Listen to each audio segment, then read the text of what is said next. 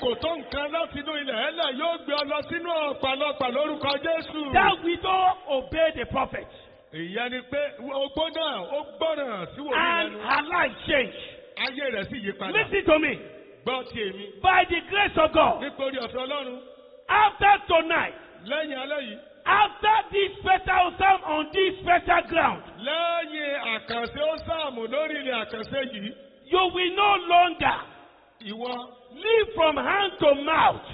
kò ní máa jẹun lẹ́sẹ̀. You will no longer ò ní live on the last income. máa ná owó tó kàn kú. You will no longer live on empty accounts. ò ní máa ní àkáǹtì tó You will no longer live on borrowing. ò ní máa tọrọ jẹ mọ́. I speak by word of Mo prophecy. sọ nípa ọ̀rọ̀ àsọtẹ́lẹ̀. You will no longer Ìwọ live as a kò beggar. ní ṣe gbé ìgbé ayé àtọrọ You jẹ will mọ́. no longer ò ní live as a borrower. máa gbé ìgbé ayé gẹ́gẹ́ bí ẹni tó ń tọrọ. You will no longer experience that scarcity that has characterized your life. ò ní nírìírí ọ̀wọ́n kókó tó If ti you wà are the one, láyé let me rẹ hear mọ́. your Tó yes. bá jẹ́ wọn ni jẹ́ kí gbọ́ yẹ́. You will not die ò ní kú in this situation. sínú kò tó wà yẹn. I told you when I started Mo sọ fún ọ nígbà tá a that bẹ̀rẹ̀. what is going on in your life now Pé ohun tó ń lọ nínú ayé rẹ báyìí is not the reality. kì í ṣe ojúlówó, It's not the truth. kì í ṣe òtítọ́, It's not the reality.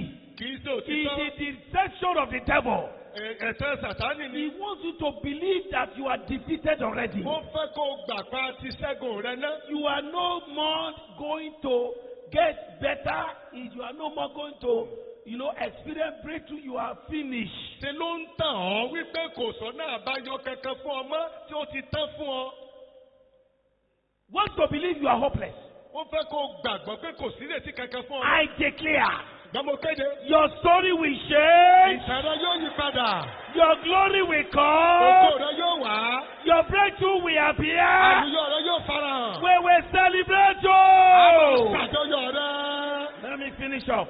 Ẹ jẹ́ kí n yára parí ẹ̀. Not only this widow, Kì í ṣogbó yìí nìkan. what of the widow, Kì í. the wife of the sons of the prophet, Opó aya wòlíì yẹn ń kọ́. had nothing Kò ní nǹkan kan. and was in debt, Ó sì wà nínú gbèsè. but came to a prophet Ṣùgbọ́n ó tọ wòlíì kan wá. who had the word of the Lord. Ẹni tó ní ọ̀rọ̀ Olúwa. The prophet asked, Bí wòlíì béèrè. what do you have? Kí ni ìwọ ní? She did not value what she had. Kò ohun tó ní òjọ́ lójú rárá. She did not consider it to be important. Kò ka ohun tó ní sí nǹkan kan. But God used what she had to change her story. Ṣùgbọ́n Ọlọ́run lo ohun tó ní láti yí ìta ayé rẹ̀ padà. There is something in you Ohun kan wà nínú ayé rẹ̀. that you have not yet discovered. Tó ò tí ì ṣàwárí. I am saying it over and Mo over. ń sọ pẹ̀lú ìtẹnumọ́. There is a deposit in you Àní nǹkan kan wà tó fún that yín you have mọ̀ not sínú yet ayé rẹ̀. discovered. Tó ò tí ì ṣàwárí. There is a key in your hand Kọ́kọ́rọ́ kan wà lọ́wọ́ that you have rẹ̀. not yet Tó discovered ò tí ì ṣàwárí. or you have not yet used. Tàbí tó ò tí ì máa lò. I pray tonight Mo gbàdúrà lálẹ́ that yìí. that which is in you, Òun náà tó wà nínú rẹ̀ nì. that is designed to make your life glorious, Tá a ti ṣètò láti mú káyé rẹ̀ it lógo. shall not be hidden from you Kò ní again. farasin fún ọmọ. You will use it. Ìwọ yóò lò ó. Not only that, Kì í ṣe yẹn nìkan o. there was a man called a paralyzed man by the sea of Bethsaida. Ọkùnrin kan wà tí a pè lálọ́rùn ẹ̀gbà ní etí òkun létí adágún. And Bethsaida. his complaint was nobody to help me. Àròyé rẹ̀ ni pé òun ò lólùrànlọ́wọ́ kankan. No helper. Kò sólùrànlọ́wọ́ kankan. No helper. Kò sólùrànlọ́wọ́. You know, today that's the cry of many people too. Ẹ, No helper. Kò nígbà kò Nobody to sẹ́ni help me. kankan láti ràn án lọ́wọ́ nígbà tó mi bá No brother, no sister, kò sárákùnrin, kò no husband, no kò wife, sọ́kọ, kò sáyà. no one to help. Kò sẹ́nikẹ́ni láti ràn Some án people lọ́wọ́. have wives that are not helping wives, they are devouring wives. Àwọn kan ní aya tí kì í sáyé olùrànlọ́wọ́ ṣùgbọ́n aya adójútì ni. Devouring. Àwọn ajẹnirun. Some husbands that are not husbanding, they are destroying. àwọn ọkọ kan náà sì wà tí kì í kọrin sọ́dọ̀ ẹni àwọn apanirun làwọn àwọn jẹnirun làwọn náà. Some children are also troublesome. àwọn ọmọ mìíràn wà tó jẹ́ pé àṣekúpa ni ọmọ oníjẹ̀gbọ̀n. Some friends are dangerous. àwọn ọ̀rẹ́ mìíràn léwu púpọ̀. No helper. kò sólùrànlọ́wọ́. But when Jesus came, ṣùgbọ́n nígbà tí Jésù dé. the complaint was nobody to help, nobody to help. àròyé náà ni pé kò sẹ́ni tó lè ràn lọ́wọ́ kò sólùrànlọ́wọ́. He did not know that the solution is already standing. kò tiẹ̀ mọ̀ pé ọ̀nà àbáyọ ló ń dúró níwájú òun yẹn. The solution is already standing. ọ̀nà àbáyọ ojútùú ló dúró tì í yẹn. You don't need any helper again. ó nílò olùrànlọ́wọ́ mìíràn mọ́. The person who created the angel, who sent the angel to steer the water for people to get healed, is standing here. aṣẹ̀dá áńgẹ́lì tó ń rán áńgẹ́lì láti máa rú omi olódúró tì ọ́ yẹn. All you need is to access him. ohun tó nílò náà And ni hear láti him. wá sọ́dọ̀ rẹ̀ kó o gbọ́ You tiẹ̀. know what I'm hearing in my spirit now? ǹjẹ́ ọmọ tí mò ń gbọ́ God is sọ̀rọ̀ telling me náà? that before you get back home, Ọlọ́run sọ fún mi pé After kó o this tó padà program, délé lẹ́yìn ìpàdé yìí. solution will be waiting for you on that problem. ojútùú ọ̀nà àbáyọ máa dúró dè ọ́ lórí ìṣòro yẹn. Hey, somebody is hearing me now. ẹnìkan gbọ́ ọ̀rọ̀ This mi báyìí. prophecy is for you. àsọtẹ́lẹ̀ yẹn wà. Before you get home, kó o tó padà after this program, lẹ́yìn ìpàdé yìí. solution is waiting for you. ọ̀nà àbáyọ ti dúró dè ọ́. Oh, that question, ìbéèrè that yìí. question, ìbéèrè yẹn. that question. ìbéèrè yẹn. The answer has come ìdáhùn now. rẹ̀ ti dé báyìí. Before this year ends, kọ́bìnrin tó parí. as God lives, bí Ọlọ́run as wà the láàyè. Spirit lives, bí àmì rẹ̀ ti ń bá. that battle will not cross over with you. It will not cross over with you. ogun náà kò ní ré kọjá pẹ̀lú rẹ̀. Because solution would have come. nítorí pé ọ̀nà I announce solution now. ó kéde ojútùú báyìí. God does not walk by human clock.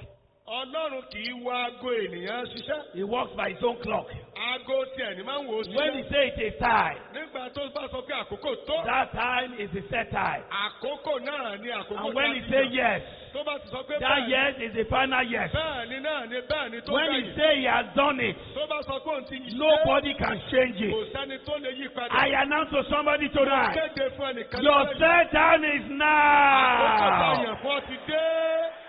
You have been coming to pick covenant year in, year out. o ti ń wá sínú ọ̀sà mo máa jẹ̀mú yìí lọ́dọọdún. And you seem not to have the answer you want. ó sì wàá dàbí ẹni pé o ò tí ì rírú dáhùn tó o nílò. This Osam, ọ̀sà mi eléyìí. God said I should tell you Ọlọ́run ní kí n wí fún ọ. that this is the one. pé èyí gan ni o. No wonder it's happening in this city. àbálájọ tó fi ń ṣẹlẹ̀ No nínú wonder ìlú you yìí. are witnessing it. àbájọ tó o fi ń ṣe That lẹ́rìí. is why you have not died. ìdí nìyẹn tó o fi tí ì kú. That is why you are alive. ìdí nìyẹn tó o fi wà That's láàyè why síbẹ̀. nothing hinder you from ìdí coming. nìyẹn tó ń kó òfin tí That's why you are lọ́wọ́. not sleeping somewhere ìdí nìyẹn tó o fi now. máa sùn síbì kan That's báyìí. why you are here live and direct. ìdí nìyẹn tó o fi wà mí Because nothing can change it. nítorí pé kò sóhun tó lè yí I padà. therefore now, nítorí náà mo as you kéde. are hearing my bó o voice, ti ń gbọ́ omi. I mo declare kéde. solution has come to that problem. ojútùú ti wá sínú ìṣòro yẹn. If you believe it, say I believe. tó o bá gbàgbọ́ sọ pé mo Shout it, say I gbàgbọ́. believe. sọ wípé mo gbàgbọ́. The lad that brought, sit down, the lad that brought his Ekoko. lunch, the young man, the boy that brought his lunch, ọ̀dọ́mọkùnrin tó mú oúnjẹ ọ̀sán rẹ̀ wá nì. Jesus used to feed thousands of people tí Jésù fi ló 5,000 ẹgbẹ̀lẹ́gbẹ̀ àwọn èèyàn ẹgbẹ̀rún márùn-ún. without children and women. láìsí àwọn ọmọ kéékèèké àti àwọn obìnrin. That lad gave what he had to get what he didn't have. ọmọ kékeré yẹn ó lo ohun tó ní láti gba ohun tí kò ní. And it was just lunchbox. nǹkan kékeré náà sì ni o. But the Bible says at the end of that miracle, Bíbélì wá wípé lẹ́yìn iṣẹ́ ìyanu yẹn. the remnants of the food àwọn èrún àwọn àjẹkù tí oúnjẹ náà were put together tí a kó papọ̀. over 12 baskets. ó wá kó apẹ̀rẹ̀ 12. And according to the Jewish tradition, gẹ́gẹ́ bí àṣà àwọn Júù. it's normally given to that boy. ọmọ náà la gbé fún. And What he went home with ohun tó wá rù padà lọ sílé. was bigger than what he came with. Ó tóbi ju ohun tó mú wá lọ. What he went home with Ohun tó lọ gbé lọ lé. was greater than what he came here Ó with. tóbi ju ohun tó mú wá lọ. You came here with little. Ìwọ náà wá pẹ̀lú ohun kékeré. You are going back with plenty. Ó ń lọ lé pẹ̀lú ọ̀pọ̀lọpọ̀. I see only few people are saying amen. Mo rí pé àwọn èèyàn díẹ̀ kí ń ló ń sàmí o. Because they are the ones that are receiving it. Nítorí pé àwọn léhùn ni wọ́n ń gbà You á. came here with little. Ó wá síbí pẹ̀lú ohun kéwú. You came here as a little person. Ó wá síbí gẹ́gẹ́ bí èèyàn kékeré èèyàn You are going back as a great person. Ó lọ lé padà gẹ́gẹ́ bí èèyàn ńlá. You came here without a child and you are expecting the blessing of the womb. Ó wá bí láì ní ọmọ, ó sì ń retí èso ti inú. You are going back with the blessing of the womb. Ìwọ náà lọ lé padà pẹ̀lú èso ti inú You o. came here barefooted without a transport means of your own. Ó wá bí láì ní ohun ìrìnnà ti ara rẹ̀. You came here, you are looking for where to live now. Ó wá síbí òun wá ilé tó máa gbé báyìí. You are courting with somebody now. Ó kàn ń fara ẹ pẹ̀lú In this ẹnìkan camp, nínú. You have not even bought a land. Ó tiẹ̀ tí ì ra ilẹ̀. Or you have a land, you have not even built Àbó it. ti ra lè ò tí You ì came kọ́. here so small. Ó wá bí ní èèyàn Next kékeré. year, when you will come to this Joseph festival, Lọ́dún tó bọ̀ nígbà tó you bá are wá coming sí àjọyọ̀ májèlú yìí. Ó big. máa wá bí lónìí ńlá. You are coming Ó máa wá bí great. pẹ̀lú gẹ́gẹ́ bí ẹni ńlá. You will come and live in your own Ó home. máa wá sì gbé inú ilé tirẹ̀. You will come in a greater Ó way. máa wá ní ọ̀nà tó ga jù Let me hear your amen. Jẹ́ kí n gbọ́ àmì rẹ̀. I know some of you are receiving it Mo mọ̀ pé àwọn kan ti ń gbà báyìí. because you will soon buy your own land here. Nítorí pé láìpẹ́ lára lọ sí rí bí. You will build your own house here. Ẹ kọ́ ilé tiyín sí. And you will come and testify here. Ẹ sì máa wá bí láti wá jẹ́rìí. That 2017 Pé ní December, ọdún 2017 the ó sẹ́. first Osam here, Ní àkọsí ó I sàmù was nínú ilé yìí. squatting. Mo I was squatting. ń yálé gbé pẹ̀lú But èèyàn. today, Ṣùgbọ́n lónìí ó. I'm living in my own house in this gospel city. Inú ilé ara mi ni mò ń Let that nínú person ìrere say, mi. it is Bẹ́ẹ̀ni me. yẹn bá wà mí kọ́ sọ pé mi Let gan-an me lè hear bá your mi. Jẹ́ amen. kí n gbọ́ àmì rẹ o. The lad went home bigger than he came. Ọmọdé yẹn lọlé tóbi lọ́nà tó tóbi ju bí ó ti wá The last lọ. example I will give Àpẹẹrẹ tó bẹ̀rẹ̀ tí mo fẹ́ fún wa. is the apostles' encounter with the blind, the lame man at the beautiful gate in Acts chapter 3. Ìbápàdé àwọn àpòstélì pẹ̀lú ọkùnrin arọ yẹn ní ẹnu ọ̀nà Acts chapter 3. Nínú ìwé ìsìn àwọn àpòstélì orí kẹta. They were looking, he was looking at the apostles for money. Ó ń wo ọwọ́ àwọn àpòstélì fún owó. He needed money Owó ló nílò according to him. gẹ́gẹ́ bí ọ̀rọ̀ rẹ̀. But that was not the greatest need in his life. Ṣùgbọ́n kì í ṣe àìní tó ga jù lọ́nà ayé rẹ̀ nìyẹn. He has been collecting money, Ó kúkú ti ń gba owó tẹ́lẹ̀. but his life never changed. Ṣùgbọ́n ayé rẹ̀ ò yí padà. He has been at the beautiful gate, Ó wà lẹ́nu ọ̀nà dáradára. but his life was not beautiful. Ṣùgbọ́n ayé etí rẹ̀ ò sunwọ̀n kò dára. He was in front of a temple, Ó wà níwájú tẹ́ḿpìlì. never allowed to enter inside the temple Kò tiẹ̀ dẹ́sẹ̀ wọnú tẹ́ḿpìlì because rí. he was deformed. Nítorí pé alábùkù ara ni. No, from childhood, Láti ìgbà as ìwé a rẹ̀ ni beggar, wọ́n ti mọ̀ ní alágbe. professional beggar, Akọ́ṣẹ́mọṣẹ́ perpetual alágbe. beggar. Alágbe ní pẹrẹ. And he looked up again to these Ó apostles, tún wá ń wo owó àwọn àpòsẹ́lì yìí nígbà looking náà. for money. Fún owó. But money was not the problem. Ṣùgbọ́n owó kọ́ ni ìṣòro. Money was not the answer. Kì í sowó ní There ìdáhùn. is something greater than that Ohun kan wà tó ga ju owó lọ. that will even bring more money and other things. Tó tilẹ̀ máa ṣokùnfà ọ̀pọ̀lọpọ̀. You know what God will do for you tonight? Ìjọ ọmọ kan tọ́lọ́run ó ṣe fún ọ lálẹ́ yìí. He's not just giving you money, Kí kẹ́ ọ̀sọ́wọ́ ní kò lé ọ He lọ́wọ́. will show you the secret Ó máa fún ọ ní àṣírí. of fulfillment in life. Àṣírí ìmúṣẹ. Oh, I said to you again, Mo tún wí fún ọ lẹ́ẹ̀kan sí i. God will show you tonight Ọlọ́run yóò fi hàn lálẹ́ yìí. what you need Ohun tó nílò. to have fulfillment in Láti life, ní ìmúṣẹ láyé. to be better than this. Láti dára jù báyìí lọ.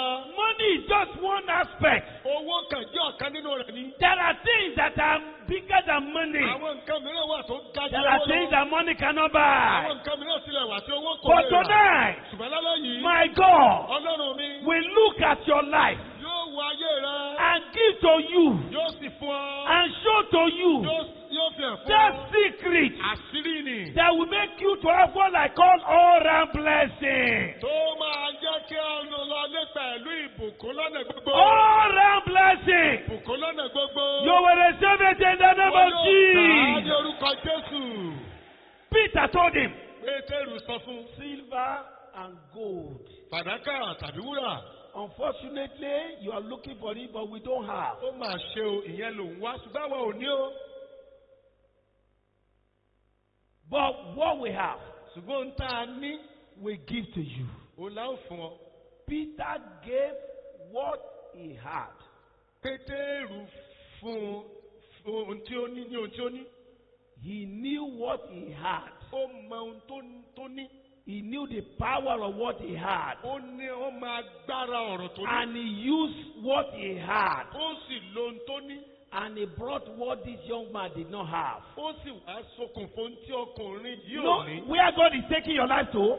Ibi tó lọ mú ayé rẹ lọ. Is where you become a blessing to others. Ìpele tí ìwọ máa fi di ìbùkún fún àwọn ẹlòmíràn ni. You will not only discover the secret of blessing for yourself, O ò ní kàn ṣàwárí àṣírí ìbùkún fún ara rẹ. you become a blessing to your world. Ìwọ pẹ̀lú yóò di ìbùkún fún ayé rẹ. You will begin to show others Ó máa bẹ̀rẹ̀ sí fi àwọn the ẹlòmíràn. way to success. Ọ̀nà sí àṣeyọrí. Because you have been successful, Bí nítorí ìwọ ti ṣe àṣeyọrí. you begin to point others Ó máa bẹ̀rẹ̀ sí tọ́ka to the road to success. sí ọ̀nà àṣeyọrí. Because God has shown you the Torí way. bí Ọlọ́run ti fi ọ̀nà náà hàn ọ́ náà. I announce Mo tonight kéde lálẹ́ yìí. that secret Àṣírí yẹn. will be revealed to you in the name of Ìpàdé Jesus. fún olórúkọ Jésù. Let me round up.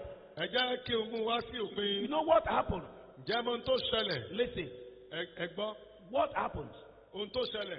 when you use what you have Nígbà tó o bá ṣe àmúlò ohun tó o ní to get what you don't have láti gba ohun tí o kò ní. is that you become Ó ní pé o máa di a reference point, a living testimony, ìtọ́kasí an rere. example that confirms what God is doing or has done in the Bible. You become a physical demonstration of the spiritual realities that we found in the Bible. Ó máa di ẹ̀rí tó wà láàyè nípa ohun tí Ọlọ́run ti ṣe tó ń ṣe tó sì tún máa ṣe àní àwọn ohun tá à ń kà nínú Bíbélì. But let me show you how you discover that thing. Ṣùgbọ́n jẹ́ ń sọ fún ọ̀nà tá a lè gbà Before I ṣàwárí close. nǹkan náà kí n tó wá mú. Using the case of Moses. Kí n lo ọ̀nà Number one. àpẹẹrẹ tí Mósè àkọ́kọ́. Moses in Exodus chapter 4 did not know that what was in his hand was the greatest weapon that he needed for the assignment God called him to do. Ní orí kẹrin ìwé ẹ́sọ́dù yẹn, Mósè ò mọ̀ rárá o wípé ohun tó wà lọ́wọ́ rẹ̀ yẹn gan ni irinṣẹ́ tó ga jù lọ láti lè ṣe àṣeyọrí ojúṣe tí Ọlọ́run fi lé When lọ́wọ́. God called him, Nígbà tó Ọlọ́run pè he é, argued with God. ó bẹ̀rẹ̀ sí I cannot do jiyàn. it. Mi ò lè It's ṣe not o. possible. Kò ṣeé This ṣe and that. Mi ò That lè and ṣe that. rárá o. But when he got to that verse 4, Ṣùgbọ́n nígbà tó I mean dé chapter 4, orí verse 2, kẹrin ẹsẹ̀ kejì, God told him, Ọlọ́run sọ. what is in your hand? Kí ló wà lọ́wọ́ rẹ ni? Look at it. Ó wò ó. A rod, of course. Ọ̀pá ní Ọlọ́run. God said, throw it down. Ọlọ́run ọkọ sọ ọ́ lẹ̀. And he threw it down. He Ó threw sì it down. jù ú lẹ̀, ó sọ ọ̀pá náà And lẹ̀. the rod became serpent. Ọ̀pá yẹn sì wá di ejò. And the status of that rod changed. Ìpele àmì tí ọ̀pá yẹn wà tẹ́lẹ̀ ó yí padà. Moses ran away Mósè sá lọ because he saw what he has not seen before. nítorí ó rí ohun tí ò rí rí. He could not believe that what he had in hand could become what he would become a fearful thing for him. Kò mọ̀ pé ohun tóun ti ń mú lọ kiri yẹn ó lè dohun ẹlẹ́rù jẹ̀jẹ̀ He fún. didn't even know that what he had in his hand Kò tiẹ̀ mọ̀ pé ohun tóun ní lọ́wọ́ ni. had that capacity. Ó ní agbára kan. But God said, throw it down. ṣùgbọ́n Ọlọ́run sọ pé sọ ọ́ lẹ̀. What does that mean? Kí nìyẹn túmọ̀ sí? Listen to me, members of this church. Ẹ gbọ́ ọ̀rọ̀ mi. As I wrap up this message, Bí mo sì fẹ́ káàdì ìwàásù and I yìí. want you to listen. Mo sì fẹ́ ká ẹ fetí sílẹ̀. There is something in your hand. Pé nǹkan kan wà lọ́wọ́ I have rẹ. said there is something God has put in you Mo ti sọ tẹ́lẹ̀ pé àwọn nǹkan kan wà tọ́lọ́run that ti is pèsè sí meant ayé for rẹ. your miracle. Tí ó ti wà fún. Let me narrow it down to Ẹ jẹ́ kí a n wá specific thing now. sí àwọn nǹkan tí a lè rí báyìí. In the year 2017, Ní ọdún 2017, we started with first fruit life giving. a bẹ̀rẹ̀ pẹ̀lú fífi àkọ́so wa lélẹ̀. And we demonstrated it. A ṣàfihàn rẹ̀. And we saw when we put it down, A sì rí nígbà tá a fi ilẹ̀ tá a we jù saw lẹ̀. what it became. A rí n tó dà. Hey, Hey, look at what it became. ẹ wo n tó dà. Everybody was amazed. Ó já gbogbo èèyàn lẹ́nu. And we said, nah, wow. Àwa sọ pé So ó ga God can o. do this. Ọlọ́run tí a lè ṣe God báyìí. can turn a rod to a serpent. Ọlọ́run lè sọ pàdé Hey. jò. This can happen. Èyí lè Look at what ṣẹlẹ̀. God did. Ẹ wo tọ́lọ́run ṣe. And everybody was amazed.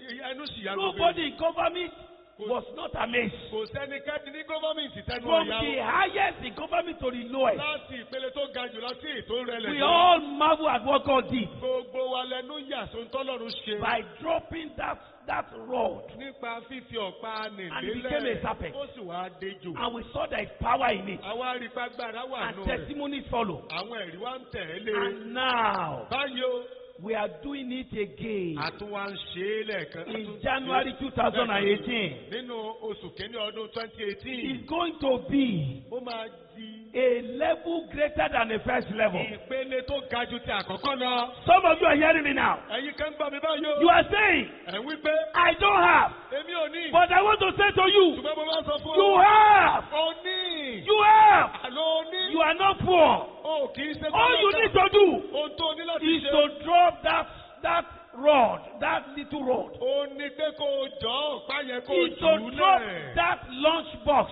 Tó o bá ṣáà ti fi ohun kékeré nì í That lẹ̀. lunch box, like that little lad. Gẹ́gẹ́ bí ọmọ kékeré ọkùnrin Is yẹn. to drop that oil and that flour, like that widow of Láti Sarepta. fi ìyẹ̀fun àti òróró nì lélẹ̀ Is gẹ́gẹ́ bí oko to bring that small pot of oil that will be multiplied. Tó o bá ti lè Like fi the widow. òróró kékeré yẹn The, sílẹ̀ the wife of the sons of the prophet. Gẹ́gẹ́ bí ti obìnrin Is aya to opó know rẹ̀. what you have.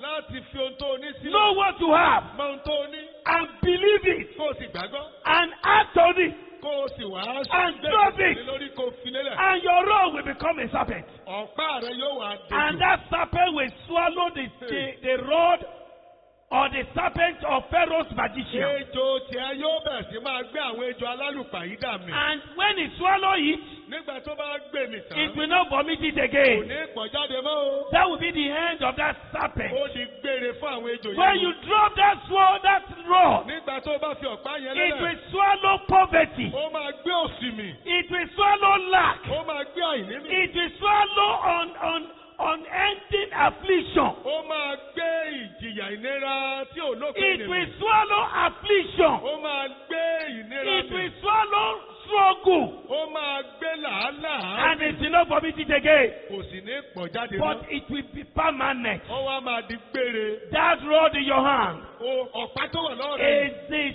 secret Ó jẹ́ àṣírí for your breakthrough. fún àlùyọ rẹ̀. Your first fruit Àkọ́sọ rẹ̀ is that rod. ni ọ̀pá náà. And January this year, Oṣù kìíní ọdún yìí. God is about to unleash to government again. Ọlọ́run yóò tún tú. Greater than this year. Gọ́ọ̀mẹ̀ntì ju ti ọdún eléyìí lọ. The breakthrough that we have never seen before. Àlùyọ tá ò tí ì fojú rírí. I am now to somebody here Ó kéde fún ẹnìkan níbí yìí. that what you will see in 2018 Ohun tó máa rí ní ọdún 2018. will be far greater than what you saw in 2017. Ga lọ́pọ̀lọpọ̀ ju ohun tó rí ní ọdún 2017. My God will surprise you. Ọlọ́run mi yóò yà ọ́ lẹ́nu. It will shock you. Yóò yà ọ́ It lẹ́nu. will marvel you. Yóò gbé ọ You will sókè. be amazed. Yóò ẹnu ó yà ọ́. Let me hear your amen. Àmì rẹ o. You need to drop that rod. O ní láti fi ọ̀pá náà sílẹ̀. Moses did not know the value of what he had. Mósè kò mọ iyì tó ní But lọ́wọ́. he did not appreciate it Kò mọ iyì ẹ̀. and he did not even believe it. Kò tiẹ̀ nígbàgbọ́ nù rẹ̀. But thank God, Ṣùgbọ́n a dúpẹ́ lọ́wọ́ Ọlọ́run. when he acted, Nígbà tó gbègbèsẹ̀, saw it, ó rí that rod bí ọ̀pá náà became ó di his weapon.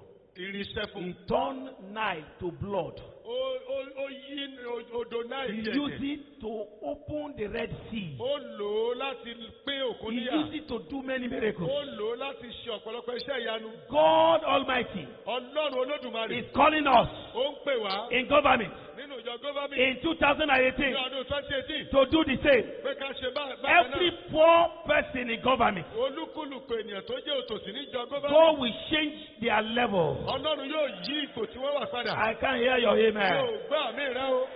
Every man or woman who has been struggling for breakthrough in life, Gbogbo ọkùnrin tàbí obìnrin tó ti ń là kàkà fún àlùyọ láyé. this is your secret. Àṣírí rẹ nìyí o. As you obey, Bí o ti ń gbọ́ràn. as you drop that rod, that little lunch box, that small flour and the oil, and give it out, God will multiply it. Ohun kékeré tó wà lọ́wọ́ rẹ ni ìyẹ̀fun àti òróró tàbí àkàrà tó wà lọ́wọ́ rẹ ni bó ti ń dà á sílẹ̀. You Ọlọ́run yóò sọ must di púpọ̀. give what you have in order to get what you don't have.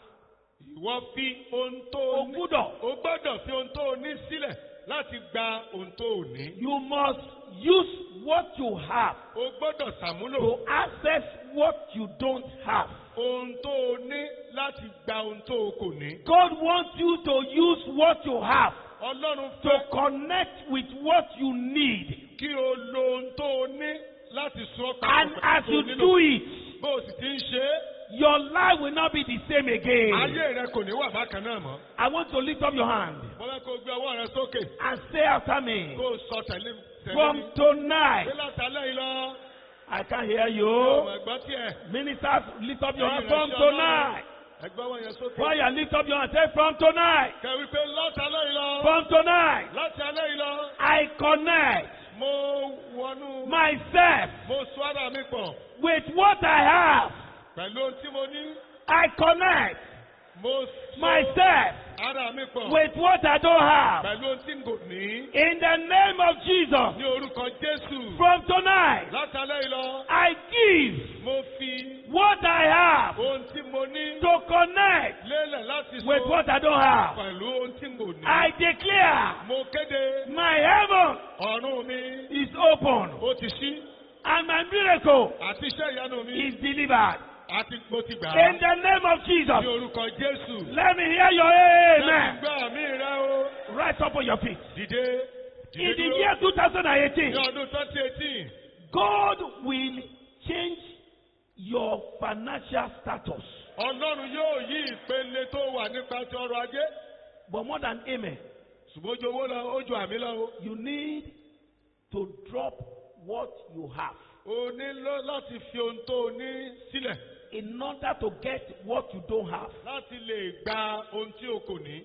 You need to connect O ní láti lè so papọ̀ with what you don't have pẹ̀lú ohun tó o kò ní yẹn by giving what you have. nípa fífilélẹ̀ God fífi ohun is tó o ní lélẹ̀. going to test your faith. Ọlọ́run fẹ́ dé ìgbàgbọ́ rẹ wò.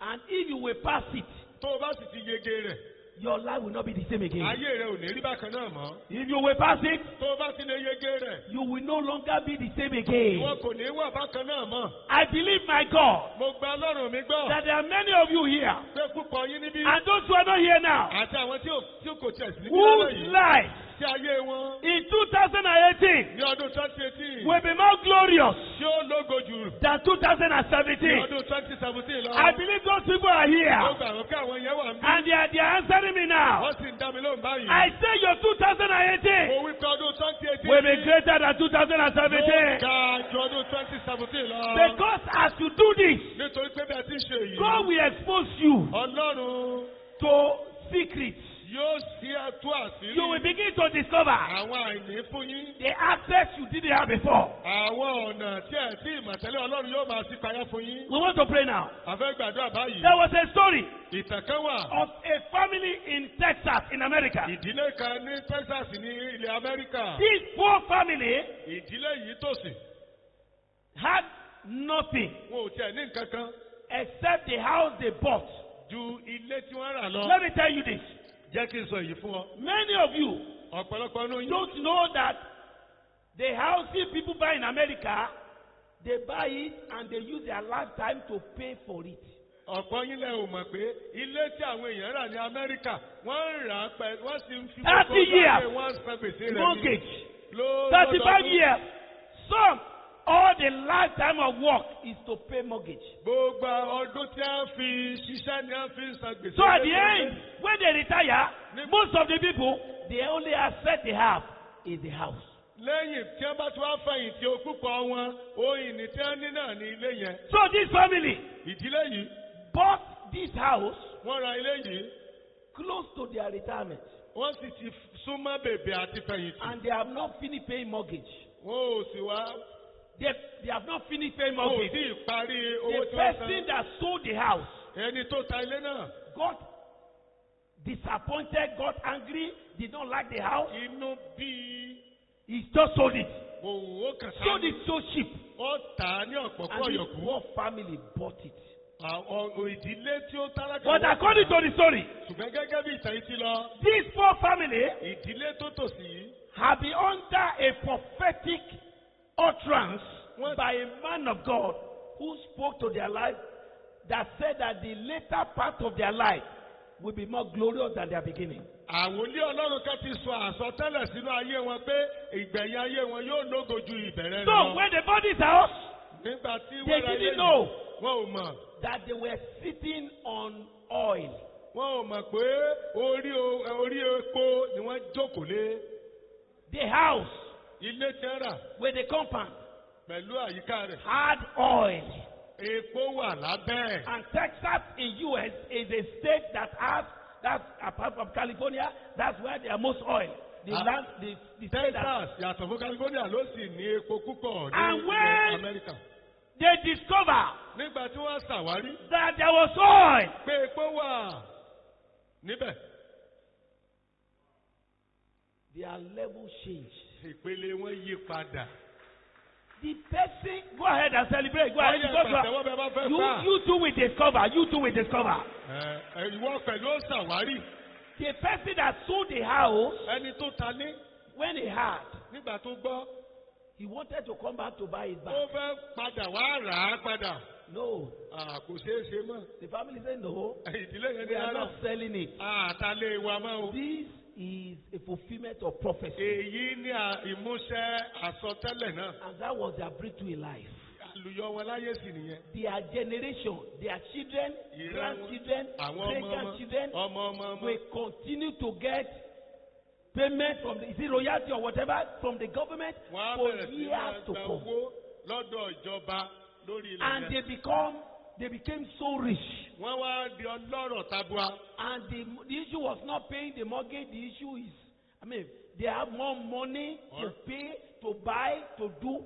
Their level changed. Ọ̀rọ̀ wọn ti di ẹni tó fẹ́ san gbèsè owó lé lọ. They Ó ti didn't jù know bẹ́ẹ̀ they lọ. were sitting Wọ́n lè ra tó on bá wù. oil. Wọ́n ò mọ̀ pé orí epo Do ní you know there are some of you looking at me now? Ǹjẹ́ mọ̀ pé àwọn kan wà ní ẹ̀yin tẹ́ ń wò mí báyìí? That you are sitting on a blessing that you have not Tó discovered. jẹ́ pé orí ìbùkún lẹ jókòó létí àìsí tí As ìsàlẹ̀ you enter 2018, Bó o ti wọ ọdún 2018 lọ. my God will open your eye to see them. Ọlọ́run mi yóò ṣe ojú rẹ láti rí wọn. You will no longer be blindfolded. Ojú yín ò ní fọ́mọ́. Your spiritual eyes, Ojú inú yín. your physical eyes, Ojú yín nípa tara. your financial eyes, Ojú yín nípa ti owó. your wisdom eyes Ojú yín nípa ti ọgbẹ́. will be open. Sí. You will discover Ṣàwárí. what God has put or has given or has prepared for your life, for you to be better than this.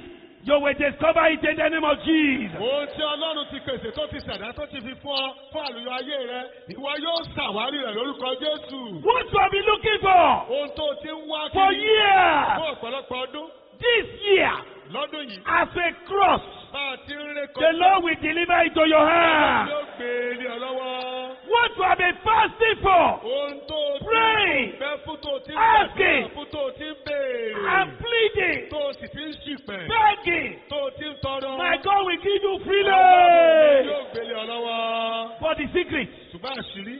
is to drop that your Ó rod. ní pé kó o fi ọ̀pá rẹ yẹ lélẹ̀ o. Your first fruit is your rod. Àkọ́so rẹ náà ni ọ̀pá náà. It's your miracle rod Òun náà ni ọ̀pá ìyanu rẹ that will change your level. tó máa yí ìpele ayé rẹ padà. Lift up your hand. Ẹ gbé ọwọ́ yín sókè. This message is not for unbelievers. Ìwàásù yìí kì í ṣe tàwọn aláìgbàgbọ́. It's for believers. Àwọn onígbàgbọ́ ni. Lift up your hand. Gbé ọwọ́ rẹ sókè. Every member of government Gbogbo ọmọ ìjọ gọ́fàmìntì who are ignorant of the secret of breakthrough in life, tí kò lóye àṣírí àlùyọ láyé. whose breakthrough has been hidden from them, Tí àlùyọ wọn ti farasin fún. whose blessing is being hidden from them, Tí a ti fi ìbùkún wọn pamọ́ fún. whose key to success is being hidden from them. Tí kọ́kọ́rọ́ àṣeyọrí wọn tó As you raise up your hand tonight, Bẹ́ẹ̀ ti gbé ọwọ́ yìí sókè I lálẹ́. declare Mo kéde by the power of this rema, nípa agbára rẹ́mà yìí. that key is delivered into this hand A now. gbé kọ́kọ́rọ́ yẹn ní àwọn ọwọ́ yìí lórúkọ Jésù. I hope your hand is up. Mo lérò pé o ti náwó tiẹ̀ sókè. I prophesy Mo sọ tẹ́lẹ̀. every member of this church Gbogbo ọmọ ìjọ yìí who's supposed to be a leader tó in their various careers and professions, tó yẹ kó jẹ́ aṣáájú nínú iṣẹ́ wọn kọ̀ọ̀kan. who's supposed to be another discoverer of a treasure that will change their world Tó yẹ and make them to become significant in their career. tó yẹ kó jẹ́ ẹni tó ṣàwárí àwọn àṣírí tàbí ọ̀rọ̀ tó máa sọ wọ́n di ẹni ńlá níbi iṣẹ́ wọn. But they are still operating at a low level. Ṣùgbọ́n tó jẹ́ pé ilẹ̀ I ẹ̀rẹ̀ ti prophesy. ṣiṣẹ́. Mo sọ tẹ́lẹ̀. Tonight, Lálẹ́ yìí, your level is a ti yí changed. ìpele rẹ padà. Every member of government Gbogbo ọmọ ìjọ gọ́fàmìntì who is a born leader, tí a blessed multimillionaire, tí a ti bí gẹ́gẹ́ bí adarí tàbí ọlọ́rọ̀ rẹ and is still living as a borrower. tó sì wá jẹ́ pé ó ń Ha! bọ̀ ọ́ Hear the word of God. gbọ́ ọ̀rọ̀ Ọlọ́run. I am sent to you Àná mi sí ọ. from tonight. Láti alẹ́ yìí lọ. What has covered your eyes? Ohun tó ti bù ọ́ lójú What rẹ̀. has blocked your access? Ohun tó ti dì ọ́ What lọ́nà. has hindered you from breakthrough? Ohun tó ti ń dí àṣeyọrí They are àlùyọ. all away. La yí kúrò lọ́nà. Every member of government Gbogbo ọmọ ìjọ gọ́fàmìntì who is hearing me now, tó ń gbọ́dọ̀ mi báyìí. whose life Tí ayé rẹ̀ has been full of affliction tó kún fún ìpọ́njú and struggle, àti làálàá. and they never enjoy one freedom or the other. Tí kò jẹ ìgbádùn òmìnira kan tàbí Nothing òmìnira. has been achieved with ease. Kò sóhunkóhun tó ti fi ẹ̀rọ I gbàrí. speak to your life Mo tonight. sọ sínú ayé yín lálẹ́ As yìí. you are lifting up Jẹ́ your pé hand, o ti gbé ọwọ́ rẹ sókè nì. even if you are not here Kódà bẹ́ẹ̀ ò tiẹ̀ sí níbí. and you are hearing me, you are watching Tí a it, sì ń wò mí níbi tẹ́ ẹ bá wà. I say to you, Mo rán sí in ọ̀rọ̀ the ayé name rẹ. of Jesus, Ní orúkọ Jésù. the secret Àṣírí that have been hidden from you, tó ti farasin fún ọ. that is meant to make your life Èyí tó better, ń wú yẹ kó sọ ayé rẹ di begin to discover it now. Báyìí, Lift up your hand. gbé ọwọ́ rẹ sókè. I command these hands Mo pàṣẹ fún àwọn ọwọ́ to be yìí connected. láti so papọ̀. I want a better amen. Mo fẹ́ àmì tó rinlẹ̀ jù I bẹ́ẹ̀ lọ. command these hands Mo pàṣẹ fún àwọn ọwọ́ to yìí be connected láti so papọ̀ to the source of blessing pẹ̀lú orísun ìbùkún. that nobody can stop, Tí ẹnikẹ́ni ò lè that dádúró. nobody can Tí hinder. ẹnikẹ́ni kò lè dènà. I say nobody can Tí hinder. ẹnikẹ́ni kò lè dènà rẹ̀. When God blesses you, Ọlọ́run ni yóò no bùkún one fún ọ. can stop it. Níbi Ọlọ́run bá bùkún You fún ọ, are kò sẹ́ni tó lè dènà. connected. A ti sún ọ papọ̀. You are A ti connected. sún yín papọ̀. Whatever is in your hand, lift up your hands. Ohunkóhun tó bá wà ní ọwọ́ rẹ gbé ọwọ́ rẹ That sókè. you have not yet discovered. Tó ò tí ì ṣàwárí. That is the source of your breakthrough. Tó jẹ́ orísun àlùyọ Whatever rẹ. is in your hand, Ohunkóhun tó wà lọ́wọ́ rẹ. whatever is in your life, Ohunkóhun tó wà ní ayé whatever rẹ. is around you, Ohunkóhun tó wà láyìíká that rẹ. God has put there, Tí Ọlọ́run ti fi síbẹ̀. whatever you are sitting on, Ohunkóhun tó jókòó lé lórí. that you don't know, Tí ìwọ kò tiẹ̀ mọ̀. as a source of wealth, Gẹ́gẹ́ bí orísun I ọrọ̀. declare, Mo kéde. oh, you begin to discover them Ó yá bẹ̀rẹ̀ sí now. ṣàwárí wọn báyìí. Discover them Ṣàwárí wọn now. so low. Àmì yín màrìlẹ̀ pọ̀. Locate them Ó yẹ now. ṣàwárí wọn báyìí. Some of you are sitting on gold, Àwọn kan jókòó lérí wúrà. and yet you are begging. Wọ́n síbẹ̀síbẹ̀ wọ́n ò lówó. You have an idea, Ẹ ní àwọn òye kan. but you don't know how to turn it to blessing, to breakthrough, to money, to Kò wealth. bẹ́ẹ̀ ò má bẹ́ẹ̀ ṣe lè yí padà sí ọ̀rọ̀. Somebody is stealing it, Ẹnìkan sì à ń jí ìmọ̀ yín and lọ́wọ́. it's getting blessed. Òun sì ń dẹni ìbùkún. Some of you are like Esau and Jacob. Àwọn kan dàbí Jacob àti Esau. You sold your idea Ẹ ta ọgbẹ́ àti for a dúdú pot of food, nítorí òkèlè oúnjẹ. and what you're supposed to be, others have taken it. Ohun tó sì yẹ ká ẹ dà láyé ẹlòmíràn. Lift up your hand. Gbọ́wọ́ rẹ I sókè. say this message is for those who are born again, Àní ìwàásù ìwà fún gbogbo àwọn tó ti dà tó bí. children of covenant. Àwọn ọmọ májẹ̀mú. I speak to you. Mo sọ sínú ayé yín. I say whatever Ohunkóhun that belongs to you, tí ó jẹ́ ti yín that's supposed to enhance your life, tó yẹ kí ó. add value to your life, Tó yẹ kó mú make your life better. Tó mú ká But you don't value it, you don't know it, you don't appreciate, you don't recognize it. Bẹ́ẹ̀ mọ iyebíye rẹ̀. You need to know what you have before you can use it. Tí ẹ ní ká ẹ tó lè. I command, Mo pàṣẹ. begin to discover. Ṣàwárí. As from today, Látòní lọ. your eyes will be open, Ojú yín yóò ṣí. your ears will be Etí open, yín yóò ṣí. your heart will be open, Ọkàn yín yóò ṣí. your mind will be enlightened, Iye yín yóò gbòòrò. you will perceive it, Ẹ ó ní òye you will rẹ̀. conceive it, Ẹ ó lóye you rẹ̀. will see it, Ẹ ó rí.